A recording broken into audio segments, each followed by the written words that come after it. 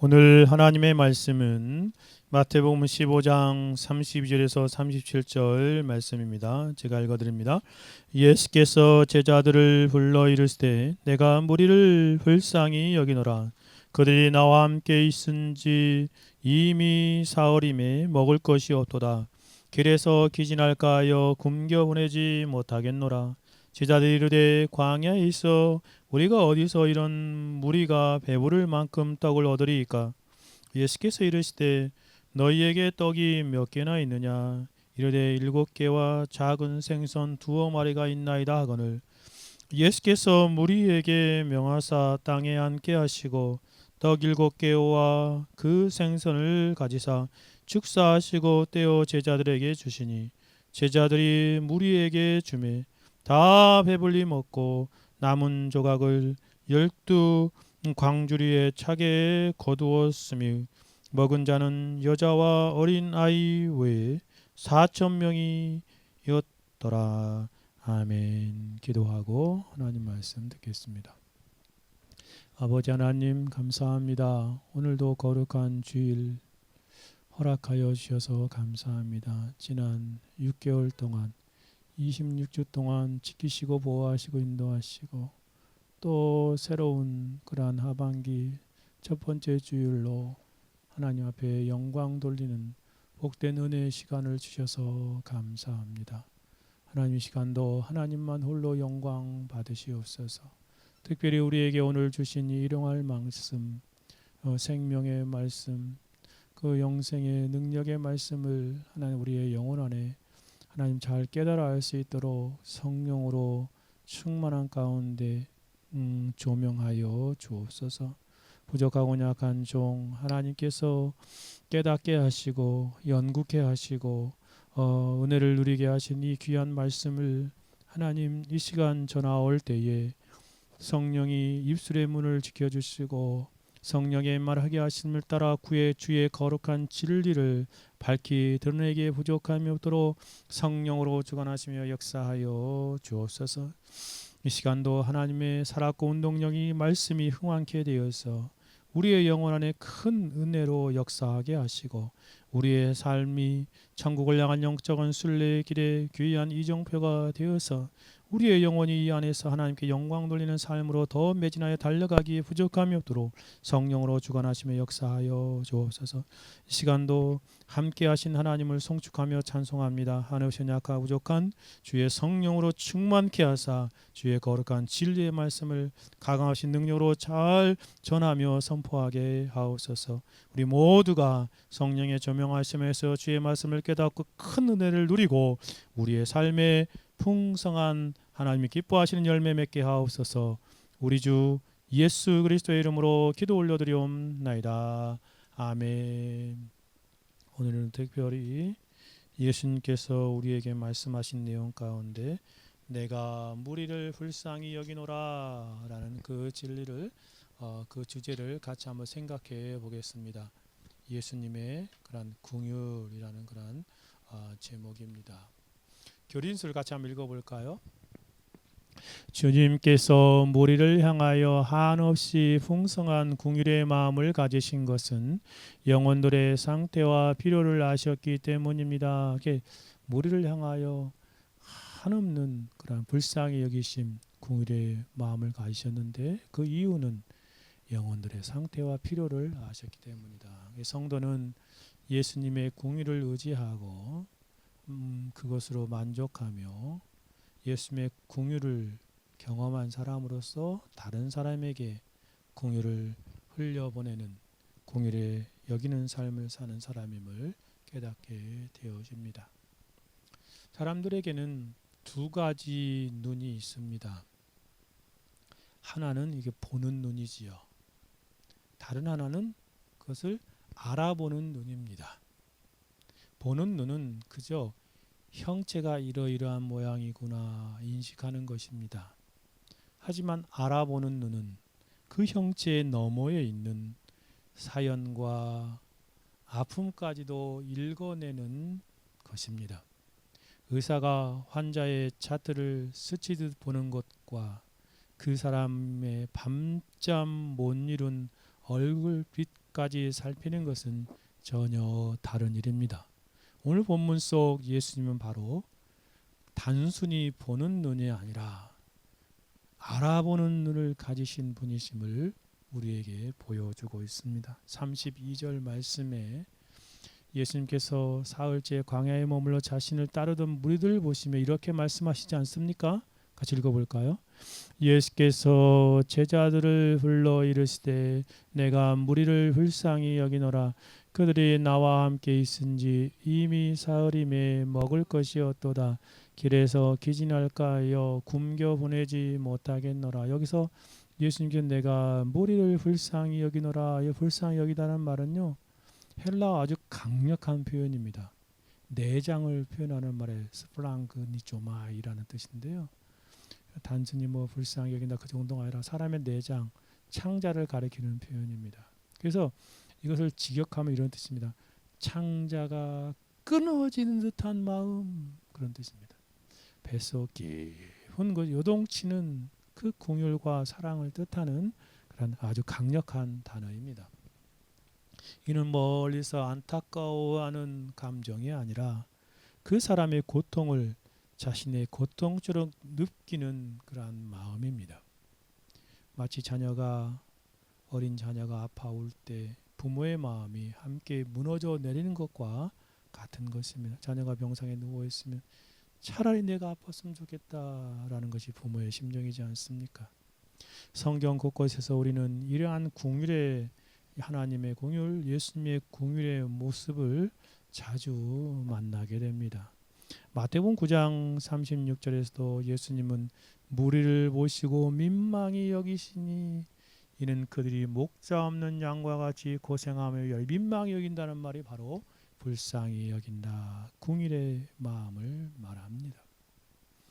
누가복음 15장의 탕자의 비유에서도 아버지는 아직도 거리가 먼데 그 되돌아오는 탕자, 그 아버지가 그를 보고 측은히 달려가 목을 안고 입맞추는 그러한 모습입니다. 긍휼은 예수님의 이례적인 감정이 아니라 영원하신 하나님이 우리를 향하신 성품 그 자체입니다. 오늘 우리가 사는 이 세대는 어떻습니까? 정보는 넘쳐나지만 관심은 메말라 가는 세상입니다. SNS 속에서 수백 명의 그 친구들 목록이 있잖아요. 그 친구와 어떻게든 다 이 목록이 있고 연결되지만 정작 사흘을 굶어도 아무도 알아채지 못하는 시대입니다. 통계에 따르면 현대인의 상당수가 외로움을 가장 큰 고통으로 꼽는다고 표현합니다. 사람들이 부족한 것을 정보나 물질이 아니라 자신의 사정을 진심으로 알아봐주고 함께 아파해줄 한 사람의 눈길입니다. 바로 그 자리에 예수님이 서 계십니다. 사람들이 아무도 알아주지 않아도 예수님 우리를 알아보는 눈으로 알아봐 주시는 분이시지요. 예수님은 무리의 배고픔만 보신 것이 아닙니다. 사흘 동안 말씀을 사모하며 광야에 머문 그들의 신실함과 연약함까지 함께 알아보셨지요. 그래서 그들을 그냥 돌려보내지 않으시고 7개의 떡과 2마리의 물고기로 그 4,000명을 먹이시는 기적을 친히 베풀어 주십니다. 이 기적의 출발점이 무엇입니까? 예수님의 큰 능력 이전에 무리를 향하신 주님의 불쌍히 여기심, 긍휼이었습니다. 오늘 우리도 삶의 광야 한복판에서 참 지치고 기진한 채로 우리의 주님 앞에 서 있을 때가 적지 않습니다. 그런 우리를 향해 주님은 오늘도 동일하게 말씀하십니다. 내가 너를 불쌍히 여기노라. 내가 무리를 불쌍히 여기노라 말씀하시고 계시지요. 이 말씀이 오늘 이 설교의 주제요. 우리가 붙들어야 할 진리입니다. 이것을 살펴봅시다. 예수님의 긍휼. 첫째로 예수님께서는 무리를 향하여 풍성한 긍휼의 마음, 불쌍히 여기는 마음을 가지신 분이십니다. 우리 예수 그리스도 안에서 사랑하는 성도 여러분, 예수님은 오늘 본문 32절에서 말씀하십니다. 다시 한번 같이 읽어볼까요? 32절. 예수께서 제자들을 불러 이르시되 내가 불쌍히 여기노라. 그렇죠. 내가 무리를 불쌍히 여기노라. 우리 이 짧은 한마디 속에서 무리를 향하신 주님의 깊은 성품, 가장 두드러진 특징을 보게 됩니다. 불쌍히 여기시는 풍성한 주님의 긍휼의 마음입니다. 이 긍휼의 마음을 세 가지 나눠 생각해 봅시다. 첫째로 예수님의 긍휼은 창자가 끊어지는 듯한 깊은 사랑입니다. 이것이 주님의 성품 중 가장 두드러진 특징이기도 합니다. 여러분, 사람은 슬픈 소식을 들으면 잠시 눈시울을 붉힙니다. 그러나 그 감정은 오래 가지 못하고 시간이 지나면 무너집니다. 아주 무뎌지지요. 그러나 어떤 사랑은 그렇지 않습니다. 자녀가 아파 응급실에 실려가는 순간 부모의 마음은 단지 안쓰럽다는 감정에 머무르지 않습니다. 창자가 뒤틀린 듯한 아픔이 온몸을 관통하고 그 아픔은 결코 가만히 있지 못하게 만드는 것이죠. 한국 그 주석 가운데 그 종합 주석에서 이 부분을 이렇게 설명하더라고요. 내가 불쌍히 여기노라. 이것은 입원 이적, 질병의 이적의 동기를 보여줍니다. 예수님은 무리에 대해 뜨거운 동정심으로 인해 그들의 필요를 채워주시고자 하셨던 것입니다. 여기서 불쌍히 여기다라는 말은 심장, 내장을 뜻하는 표현으로 정말 피부 깊숙이서부터 표출되는 깊은 사랑과 긍휼의 마음을 나타냅니다. 참으로 그렇습니다. 여러분, 실로 바로 이러한 예수님의 불쌍히 여기는 마음이 인간의 구원과 인생 문제를 해결해 궁극적인 이유와 원인이 되지 않습니까? 존 아일은 마가복음 강해에서 이렇게 설명합니다. 우리 주님께서 지상에 계실 때 경험하신 모든 그러한 감정 중에서, 이 마태복음 강론에서 모든 감정 중에서 불쌍히 여기시는 말처럼 자주 나타난 말이 없다는 것은 이상하고 놀라운 일입니다. 그게 자주 나타난다는 것이지요. 그의 기쁨과 슬픔, 그의 분노와 감사, 그의 놀라움, 이러한 감정들은 불쌍히 여기신다는 단어만큼 자주 나타나지 않습니다. 무려 복음서에 9번 이상이나 나타난다고 그렇게 표현하더라고요. 하나님의 말씀에서 우연히 이렇게 예수님이 정말 불쌍히 여기시는 마음을 기록하고 있는 것이 아닙니다. 그 한마디 한마디가 하나님께서, 예수님께서 우리를 향하여 보여주시는 긍휼의 마음을 몇 가지 말씀 같이 읽어봅시다. 마태복음 14장 14절 같이 읽어볼까요? 예수께서 나오사 큰 무리를 보시고 불쌍히 여기사 그 중에 있는 병자를 고치니라. 많은 병자들이 예수님이 오시니까 불쌍히 여기셨어요. 주님의 긍휼은 단지 마음에 머무르지 않고 어떻게 했어요? 실제로 그 병자들을 다가가서 상처를 어루만지시고 또 말씀으로 그들을 고치시는 행동으로 이어지는 것을 보게 됩니다. 마가복음 6장 34절도 같이 읽어볼까요? 예수께서 나오사 큰 모를 오시고 그 목자 없는 양과 뜸을 인하여 불쌍히 여기사 이에 여러 가지로 가르치시더라. 주님은 육신의 필요뿐만 아니라 저 목자 없는 양, 일 잃은 양처럼 이리저리 방황하는 영혼들, 그 영혼들, 헤매는 영혼들까지 보시고 그들을 말씀으로 바른 길로 인도하여 가르치는 선한 목자이심을 잘 가르쳐 주고 있습니다. 참으로 그렇지 않습니까?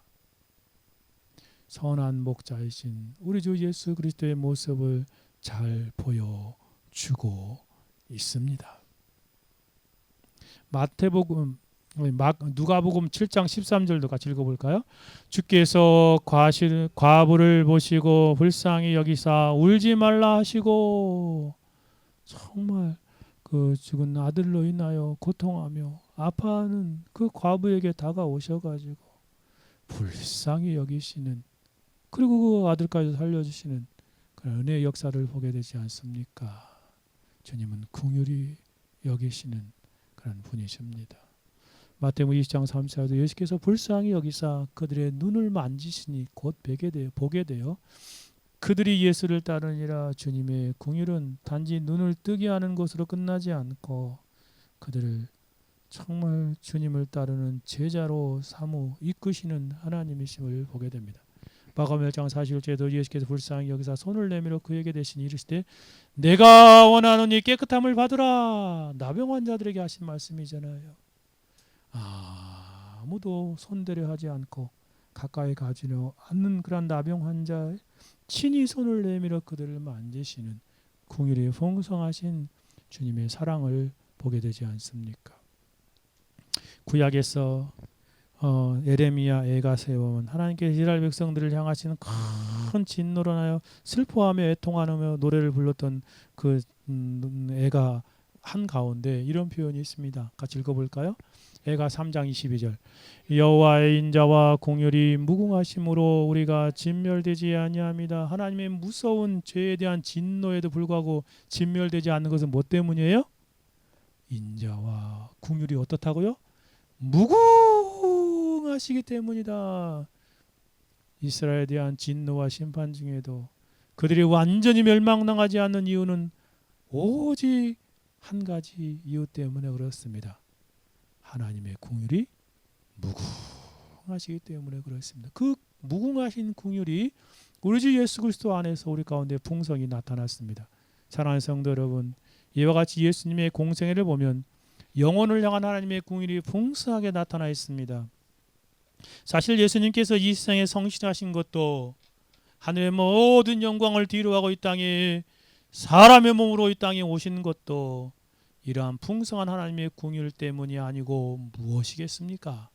시편 86편 15절에 그러나 주여 주는 긍휼히 여기시며 은혜를 베푸시며 노하기를 더디하시며 인자와 진실이 풍성하신 하나님이시오니. 다윗은 성령의 감동 안에서 하나님의 성품을 정말 긍휼히 여기시며 은혜를 베푸시고 노하기를 더디하신다. 그래서 뭐라고 그래요? 인자와 진실이 풍성하신 긍휼로 요약되어 있음을 보게 되어집니다. 야고보서에도 5장 11절에 보라 인내하는 자를 우리가 복되다 하나니 너희가 욥의 인내를 들었고 주께서 주신 결말을 보았거니와 주는 가장 자비하시고 가장 긍휼히 여기시는 분이시다 라고 말하지 않습니까? 욥이 고난 끝에 나타난 하나님의 그러한 결말은, 마지막으로 욥을 통해 드러낸 하나님의 그러한 성품은 심판이 아니라 진노가 아니라 죄에 대한 책망으로 멸망받는 것이 아니라 하나님의 자비였습니다. 하나님의 긍휼이었어요. 그 긍휼 덕분에 우리가 이 땅에서 사는 거 아니고 무엇입니까? 예수님의 긍휼은 마음 분야라 실제로 나타나는 풍성한 은혜다. 두 번째로 가봅시다. 두 번째 같이 한번 읽어볼까요? 예수님의 긍휼은 능력이 크고 작음이 아니라 마음이 먼저이며 무리들의 처지를 세심하게 살피는 사랑입니다. 그러니까 예수님의 긍휼은요 세밀하게 살피는 사랑이에요. 오늘 본문의 기적은 칠병이의 기적은 이전의 오병이의 기적과 매우 닮아 있지 않습니까? 그때 떡 5개 5천 명을, 오늘은 떡 7개로 머리떡 7개로 4천 명을 먹이셨습니다. 칼빈이 두 가지 기적을 나란히 놓고 우리에게 이렇게 가르쳐 줍니다. 하나님의 능력은 결코 수단이나 재료의 많음과 적음에 매이지 않습니다. 하나님의 복이 임하면 적은 것으로도 넘치고 그 복이 없으면 아무리 많아도 부족합니다. 중요한 것은 떡의 개수가 아니라 그 떡을 붙잡고 계신 주님, 그리고 그 주님의 마음입니다. 그렇습니다. 근데 칼빈은 여기서 제자들의 부끄러운 모습도 놓치지 않고 말하고 있습니다. 그들은 바로 얼마 전 오병의 기적을 눈으로 보고도 15장 33절 같이 읽어볼까요? 읽어보자 시작. 제자들이 이르되 광야에 있어 우리가 어디서 이런 무리가 배부를 만큼 떡을 얻으리까? 라고 되묻지요. 칼빈이 이걸 가지고 제자들에게 이렇게 말, 이 신앙의 건망증이다. 참 진짜 기억해야 할 그 은혜들은 왜 이렇게 자주 잊어버린지 몰라요. 그렇죠? 신앙의 건망증이다. 성도 여러분, 우리도 다르지 않지 않습니까? 하나님이 이전에 큰 은혜를 주셨는데 그 은혜를 쉽게 잊어버리는 건망증에 걸려 살아가고 있죠. 어제 받은 은혜조차 오늘의 근심 앞에서 얼마나 쉽게 잊어버리게 되는 것입니까? 메튠리의 설명처럼 메튠리 이 본문의 또 다른 인상적인 장면을 짚어주며 이렇게 말합니다. 예수님이 이 기적을 행하시기 전 제자들은 종이 아니라 법과 삼당자로 부르십니다. 예수님께서 마치 하나님께서 내가 하려는 것을 아브라함에게 숨기겠느냐 하신 것처럼 주님은 자신의 계획을 제자들에게 나누고자 했던 것입니다. 그래서 내가 무리를 불쌍히 여기노라 말씀하신 거죠. 이는 조언을 필요로 해서가 아니라 얼마 전에 내가 5천 명을 먹였는데 이 무리들도 불쌍히 여기노라 이렇게 제자들에게 말씀하신 거예요.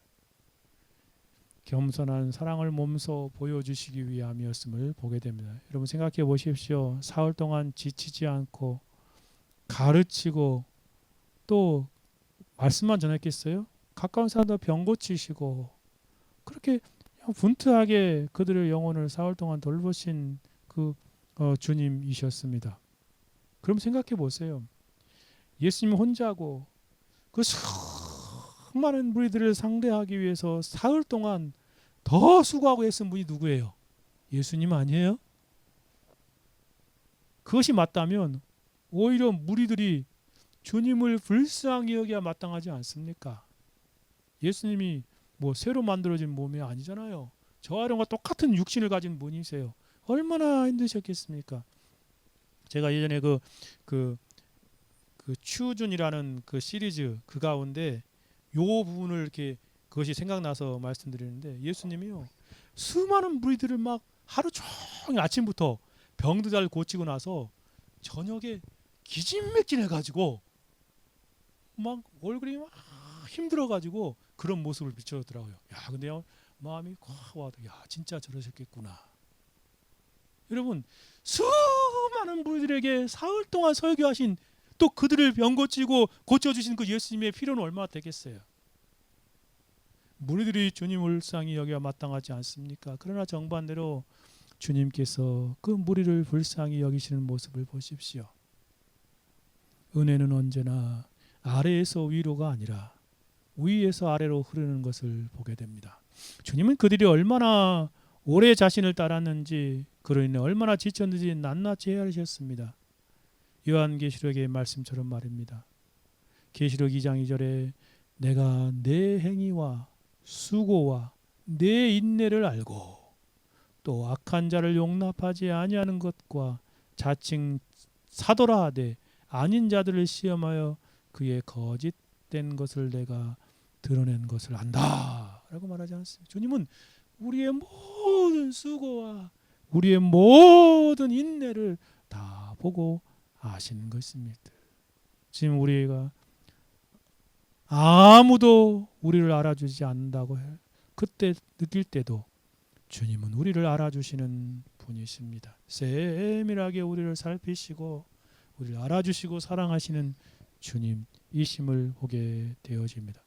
비록 주님보다 우리가 주님을 위해 행한 일이 크게 작고 없는 것처럼 보여진다 할지라도 주님은 우리의 형편을 세밀하게 살피시고 아시는 그러한 긍휼의 사랑을 베푸시는 분이시죠. 세 번째로 예수님의 궁율은 결국 십자가에서 완성되어 저와 여러분의 구원이 되었습니다. 성도 여러분, 궁율이 풍성하신 하나님께서는 예수 그리스도를 궁율의 사도로 우리에게 보내주시고 십자가에서 우리의 죄를 대속하여 주시고 또 우리를 의롭다 하심을 위하여 다시 살아나서 부활하셨습니다. 이러한 하나님의 풍성한 궁율이 저와 여러분 모든 신자들의 구원이 된 것이 아닙니까?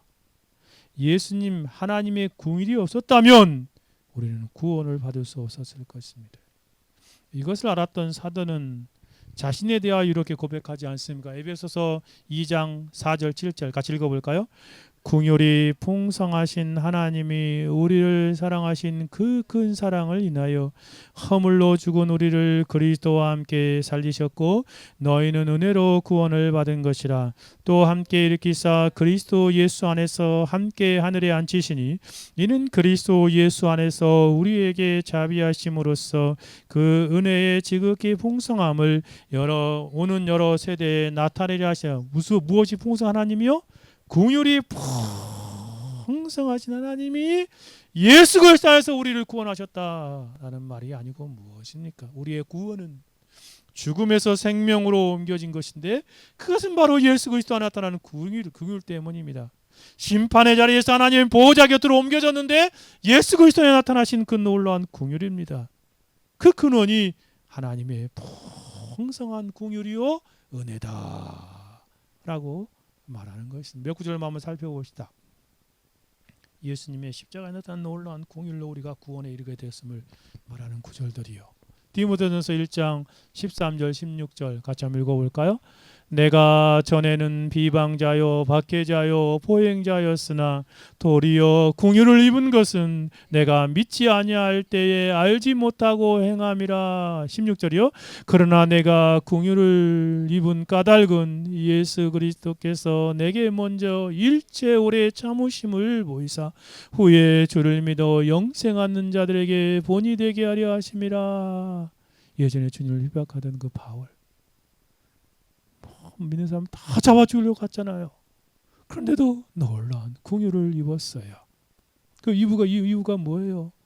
자신이 회심만에 의해 모든 자들에게 소망의 본보기가 되게 하려고 하나님의 뜻하신 것이다 라고 고백하는 것입니다. 사도 바울에게만 그런 것이 아니라 저와 여러분이 하나님의 궁율을 받아 구원 얻은 것도 마찬가지입니다. 자기 혼자 좋으라고 하신 거 아니라 저 주님의 궁율이 필요한 영혼들에게 궁율을 드러내기 위함이 아니고 무엇입니까? 디도서 3장 5절도 같이 읽어볼까요? 우리를 구원하시되 우리가 행한 바 의로운 행위로 말미암지 아니하고 오직 그의 궁율하심을 따라 중생의 씻음과 성령의 새롭게 함으로 하시. 그렇습니다. 우리의 구원의 근거가 뭐예요? 여러분이 잘한 거, 여러분이 선하게 산 거, 깨끗하게 산 거, 하나님 인정할 행동을 한 거, 그런 거 선행입니까? 아니라는 것이에요. 오직 하나님의 궁율하심을 따라 구원 얻은 것이라.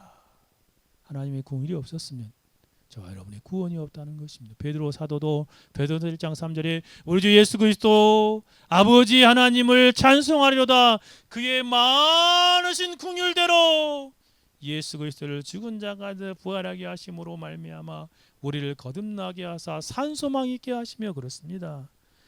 저와 여러분을 구원하신 것은 예수 그리스도에 나타난 그 많으신 궁율입니다.